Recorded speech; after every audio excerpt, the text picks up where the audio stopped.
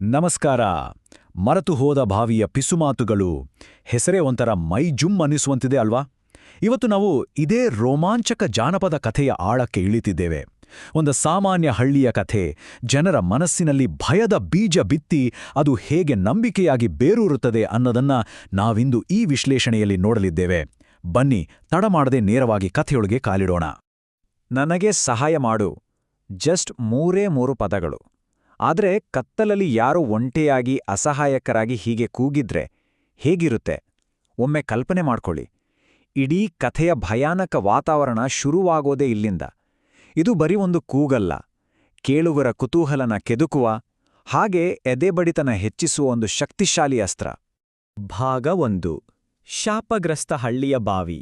ಕಥೆಯ ಭಯಾನಕ ಹಿನ್ನೆಲೆ. ನೋಡಿ, ಹಾರರ್ ಕಥೆಗಳಿಗೆ ಒಂದು ಪರ್ಫೆಕ್ಟ್ ಸೆಟ್ಟಿಂಗ್ ಬೇಕು. ಊರಿನ ಹೊರವಲಯದಲ್ಲಿರುವ ಪಾಳು ಬಿದ್ದ ಮನೆ, ಅದರ ಹಿತ್ತಲಿನಲ್ಲಿರುವ ಯಾರೂ ಸುಳಿಯದ ಒಂದು ಒಂಟಿ ಬಾವಿ, ಜೊತೆಗೆ ಆ ಕಡೆ ತಲೆ ಹಾಕಿಯೂ ಮಲಗದ ಊರಿನ ಜನ, ಇವೆಲ್ಲವೂ ಒಂಟಿತನದ ಪರಮಾವಧಿ ಅಂತಾನೆ ಹೇಳ್ಬೋದು.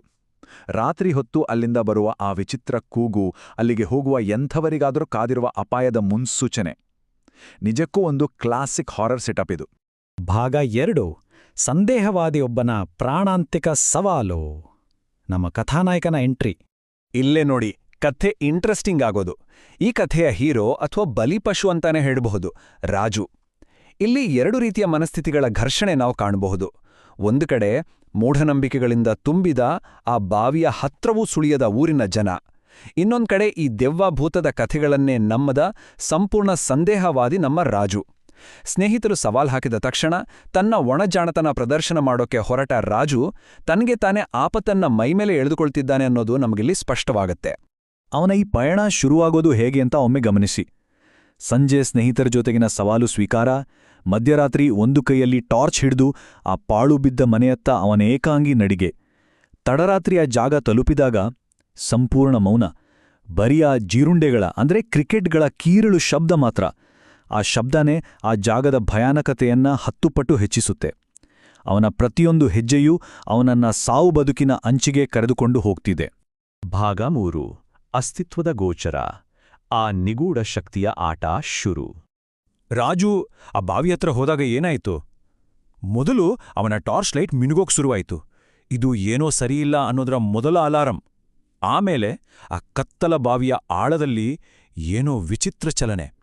ಅಲ್ಲಿಂದ ಓಡಿ ಹೋಗೋಣ ಅಂತ ರಾಜು ಅಂದುಕೊಂಡ್ರೂ ಭಯದಿಂದ ಅವನ ಕಾಲುಗಳು ಅಲ್ಲೇ ಸ್ತಬ್ಧವಾಗ್ತವೆ. ಯಾರೋ ತನ್ನ ಹಿಂದೆಯೇ, ಅಕ್ಷರಶಃ ಕುತ್ತಿಗೆ ಹಿಂದೆಯೇ ನಿಂತಿದ್ದಾರೆ ಅನ್ನೋ ಆ ಒಂದು ಫೀಲ್, ಉಸ್ಸಪ್ಪ, ನೆನ್ಸ್ಕೊಂಡ್ರೇನೆ ಮೈಜುಮ್ಮನ್ನತ್ತೆ. ಮತ್ತೆ ಅಲ್ಲಿ ಕಂಡ ಆ ದೃಶ್ಯ, ಬಾವಿಯ ದಡದ ಮೇಲೆ ಹಸಿ ಬಣ್ಣದ ಹೆಜ್ಜೆ ಗುರುತುಗಳು. ಅದು ಬಾವಿಯೊಳಗಿಂದ ಹೊರಬರ್ತಿರುವ ಹಾಗೆ ಇತ್ತು.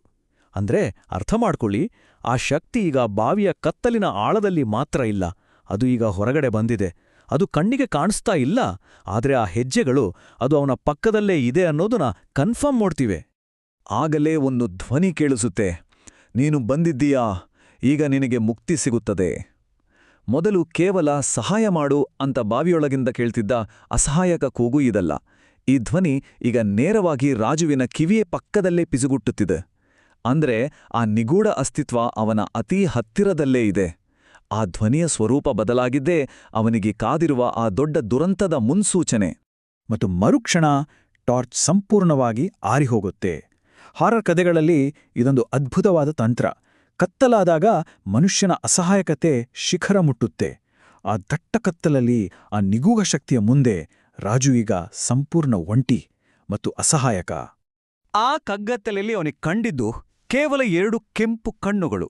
ದಗದಗ ಅಂತ ಉರಿಯೋ ಕೆಂಪು ಕಣ್ಣುಗಳು ಬಾವಿಯ ಅಂಚಿನಲ್ಲಿ ಪ್ರತ್ಯಕ್ಷವಾಗ್ತವೆ. ರಾಜುವಿನ ಕಥೆಯ ಅಂತಿಮ ಕ್ಷಣ ಅದು. ಬೇರೆ ಯಾವುದೇ ಹಿನ್ನೆಲೆ ಇಲ್ಲ, ಬರೀ ಆ 2 ಕೆಂಪು ಕಣ್ಣುಗಳು ನಮ್ಮ ತಲೆಯಲ್ಲಿ ಶಾಶ್ವತವಾಗಿ ಉಳಿದುಬಿಡುವಂತಲ ಒಂದು ಭಯಾನಕ ಚಿತ್ರಣ ಇದು. ಭಾಗ 4. ಉಳಿದುಕೊಂಡ ಪ್ರತಿಧ್ವನಿಗಳು. ಕಥೆಯ ಇಂದಿನ ವಾಸ್ತವ. ಆ ಭೀಕರ ರಾತ್ರಿಯ ನಂತರ ರಾಜು ಯಾರಿಗೂ ಎಲ್ಲೂ ಕಾಣಿಸಲೇ ಇಲ್ಲ. ಅವನ ಆ ಕಣ್ಮರೆ ಒಂದು ರೀತಿಯಲ್ಲಿ ಆ ಬಾವಿಯ ಕತೆಗೆ ಜೀವ ತುಂಬಿಬಿಡ್ತು.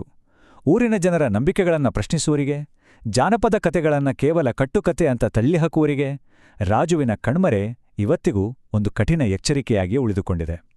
ಮೂಲಗಳ ಪ್ರಕಾರ ಇಂದಿಗೂ ಆ ಬಾವಿಯ ಹತ್ರ ಹೋದ್ರೆ ಕತ್ತಲಲ್ಲಿ ಯಾರೋ ಸಹಾಯಕ್ಕಾಗಿ ಕೂಗುವ ಶಬ್ದ ಕೇಳಿಸ್ತಲೇ ಇರುತ್ತಂತೆ. ಆ ನಿಗೂಢ ಶಕ್ತಿ ಇನ್ನೂ ತನ್ನ ಮುಂದಿನ ಬಲಿಗಾಗಿ ಕಾಯುತ್ತಲೇ ಇದೆ.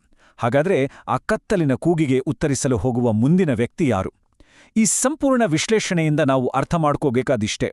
ಹಳ್ಳಿಗಳಲ್ಲಿ ಹುಟ್ಟುವ ಕೆಲವು ಕಥೆಗಳು ಕೇವಲ ಕಥೆಗಳಾಗಿರಲ್ಲ, ಅವು ತಲೆಮಾರುಗಳಿಂದ ನಮ್ಮನ್ನು ಕಾಯುತ್ತಿರುವ ಎಚ್ಚರಿಕೆಗಳಾಗಿರ್ತವೆ. ಇವತ್ತಿನ ಈ ರೋಚಕ ವಿಶ್ಲೇಷಣೆ ಇಲ್ಲೇ ಮುಗಿಯುತ್ತಿದೆ. ಮತ್ತೊಂದು ಕುತೂಹಲಕಾರಿ ವಿಷಯದ ಜೊತೆ ಮತ್ತೆ ಭೇಟಿಯಾಗೋಣ. ನಮಸ್ಕಾರ.